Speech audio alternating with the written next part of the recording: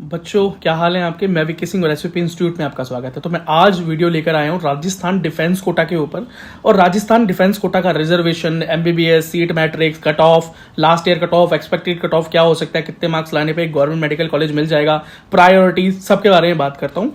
तो please video को like, channel को सब्सक्राइब जरूर कर देना और ज़रूर कर देना इस वीडियो को शेयर अपने दोस्तों के बीच में, ताकि उनकी जो प्रॉब्लम्स है वो भी सॉर्ट आउट हो सकें अगर इस तरह की प्रॉब्लम्स हैं तो। तो सबसे पहले मैं आपको एक बात बता दूं कि जो ये डिफेंस कोटा है ना राजस्थान का, ये 1% का रिजर्वेशन है। यहाँ पे सिर्फ 1% रिजर्वेशन, ठीक है।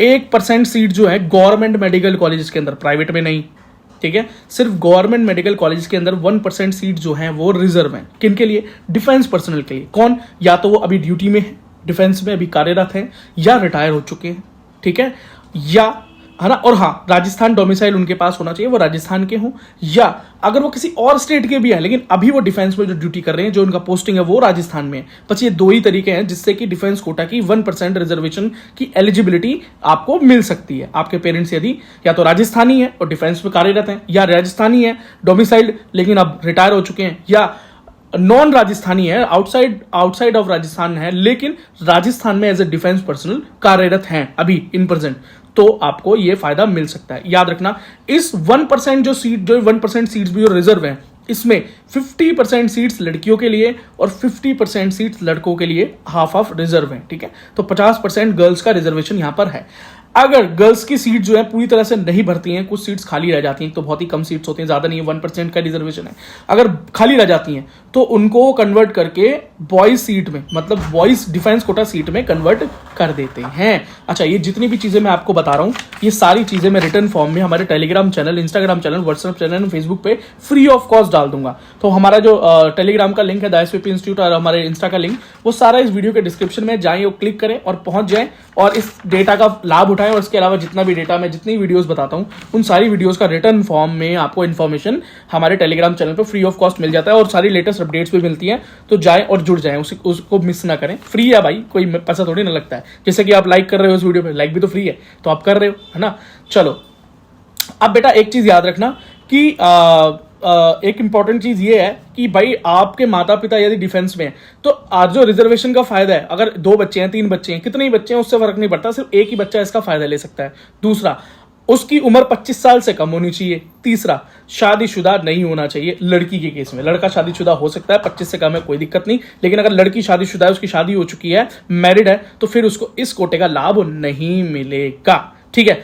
एक और इंपॉर्टेंट बात, भाई प्रायोरिटी है यहाँ पे डिफेंस कोटा के अंदर भी, प्रायोरिटी है। प्रायोरिटी के बेसिस पे एडमिशन मिलता है। प्रायोरिटी 1, प्रायोरिटी 2, प्रायोरिटी 3, प्रायोरिटी 4, इस तरह से नीचे तक 9 प्रायोरिटीज हैं, 8-9 प्रायोरिटीज तक एडमिशन मिलता है। सबसे पहले भाई फर्स्ट प्रायोरिटी वाले को एडमिशन मिलेगा, फिर सेकंड को, फिर थर्ड को, फिर फोर्थ को, फिर फिफ्थ को। इस हिसाब से कट ऑफ भी नीचे जाते जाते बढ़ जाता है।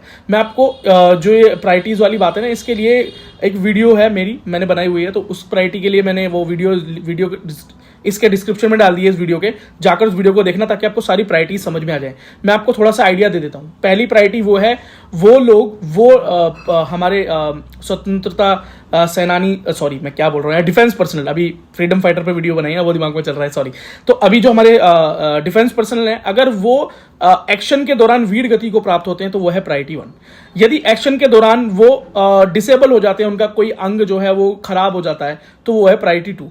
प्रायोरिटी 3 क्या है कि भाई नॉर्मल सर्विस के दौरान अगर वो वीर गति को प्राप्त हुए, कोई इंसिडेंट इस तरह का हुआ, प्रायोरिटी 3। प्रायोरिटी 4 हुआ कि भाई सर्विस के दौरान वो विकलांग हुए, दिव्यांग हुए, कोई अंग उन्होंने खोया, फिर ठीक है प्रायोरिटी 4। फिर प्रायोरिटी 5 इसी तरह से आता है कि भाई कोई गैलेंट्री अवार्ड विनर है, ठीक है, कि कोई जैसे फिर उसके अंदर भी अशोक चक्र है, वीर चक्र है, फिर उसके बाद सेना मेडल्स हैं, तो उसकी भी एक अपनी कैटेगरी है, ठीक है। धीरे धीरे धीरे धीरे आते आते नीचे तक प्रायोरिटी आती है भाई 8 प्रायोरिटी। 8 प्रायोरिटी क्या हो गई? वो लोग जिनके फादर मदर अभी डिफेंस के अंदर, या जो पेरेंट्स हैं अभी डिफेंस के अंदर क्या है, कार्यरत हैं। और याद रखना बेटा, इसके अंदर सिर्फ और सिर्फ ब्लड रिलेटेड और एक्चुअल ब्लड रिलेशन होना चाहिए आपका और आपके पेरेंट्स के बीच में।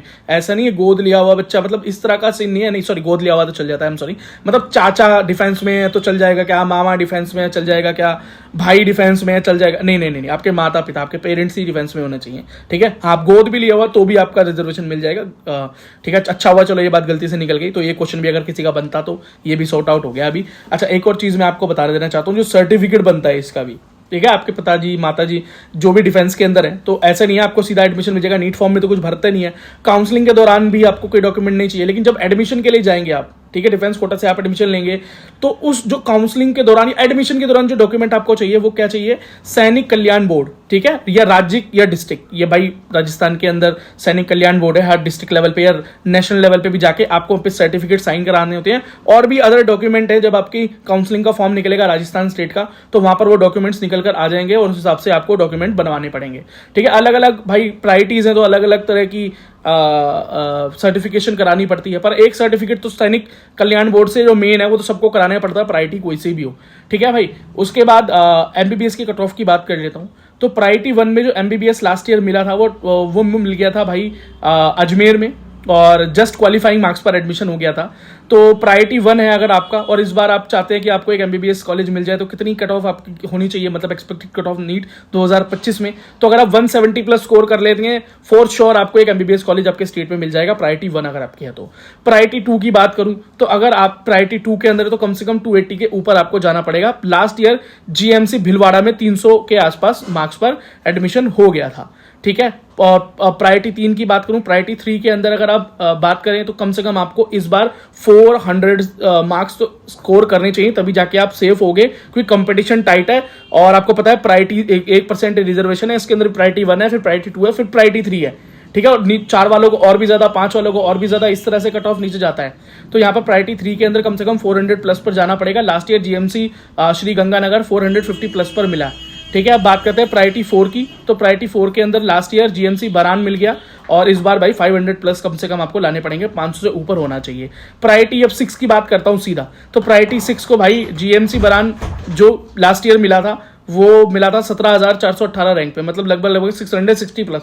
तो आप बोलोगे भैया ये तो ऑलमोस्ट जनरल वाला कट ऑफ हो गया। यस भैया, प्रायोरिटी 6 हो गया, प्रायोरिटी 7, प्रायोरिटी 8, ये ऑलमोस्ट नियर टू जनरली आ जाते हैं। इसके अंदर भाई 10, 15, 20 मार्क्स का डिफरेंस भी आपको ज्यादातर देखने को नहीं मिलेगा। ज्यादा से ज्यादा गिरावट होगी तो आपके नॉर्मल जनरल कैटेगरी से 30 मार्क्स मैक्सिमम, बता रहा हूं 30 मार्क्स का ही डाउनफॉल होगा, क्योंकि भाई ऑलमोस्ट प्रायोरिटीज में इतनी नीचे आ जाते हैं आप, तो फिर आप कोई ज्यादा रिजर्वेशन का फायदा यहाँ पे आपको मिल नहीं पाता है। तो ये सारा का सारा कंटेंट भाई रिटर्न फॉर्म में मैं आपको टेलीग्राम पर प्रोवाइड करा दूंगा। कोई और वीडियो को अपने दोस्तों को प्रिस्क्राइब करें जरूर भाई, और कोई सवाल है, कोई डाउट है तो कमेंट सेक्शन खुला है, डिस्क्राइब करें, है ना, और चैनल को करें सब्सक्राइब। मिलता हूँ अपने अगले वीडियो में। यदि ये कंटेंट आपको रिटर्न फॉर्म में चाहिए तो हमारे Telegram, Instagram and WhatsApp group पर फ्री ऑफ कॉस्ट ये अवेलेबल है। और इसके अलावा और भी important cut offs and important data regarding NEET और रिगार्डिंग जेई, और जो भी आपके लिए इंपॉर्टेंट डेटा वो free of cost and updates हमारे सोशल मीडिया पर अवेलेबल हैं। तो जाइए, उनका लिंक इस वीडियो के डिस्क्रिप्शन में है। टेलीग्राम, इंस्टाग्राम एंड व्हाट्सएप और फेसबुक को जाकर ज्वाइन कर लीजिए। आप वहां पर अपनी क्वेरी भी हमसे पूछ सकते हैं, आप अपने सवाल भी वहां रख सकते हैं। बाकी वीडियो को लाइक, चैनल को सब्सक्राइब करना ना भूलें। और यदि आप मुझसे पर्सनली जुड़ना चाहते हैं तो मेरा नाम है विक्की सिंह, और द विक्की सिंह नाम से मेरा इंस्टाग्राम हैंडल है, जिसका लिंक भी इस वीडियो के डिस्क्रिप्शन में, वहां भी आप मुझसे जुड़ सकते हैं। और जाते हुए, यदि आप एज ए मेंबर हमसे जुड़ना चाहते हैं, क्योंकि मेंबर होने के बहुत से फायदे हैं, जैसे कि members only video, members only live chat, members के अर्ली रिप्लाईज होते हैं उनके कमेंट्स के, उनके मेल के, और फोन सपोर्ट भी है। और इवन अगर आप पीडब्ल्यूडी कैंडिडेट हैं तो पीडब्ल्यूडी कैंडिडेट्स के लिए तो अलग से गोल्ड मेंबरशिप के ऊपर पीडब्ल्यूडी प्रोग्राम चल रहा है, जिसके लिए आपको गाइडेंस दी जाती है कि किस तरह से आप इस बार अपने फिजिकल वेरिफिकेशन को, जो क्रॉस चेकिंग होती है आपके एडमिशन से पहले, को पास कर सकते हैं। उसके लिए आपको ज्वाइन बटन पर क्लिक करना है, जो कि सब्सक्राइब के बगल में है। उसका लिंक भी इस वीडियो के डिस्क्रिप्शन में, वहां से भी आप क्लिक करके ज्वाइन कर सकते हैं। चलो मिलते हैं आपसे अगली वीडियो में। धन्यवाद।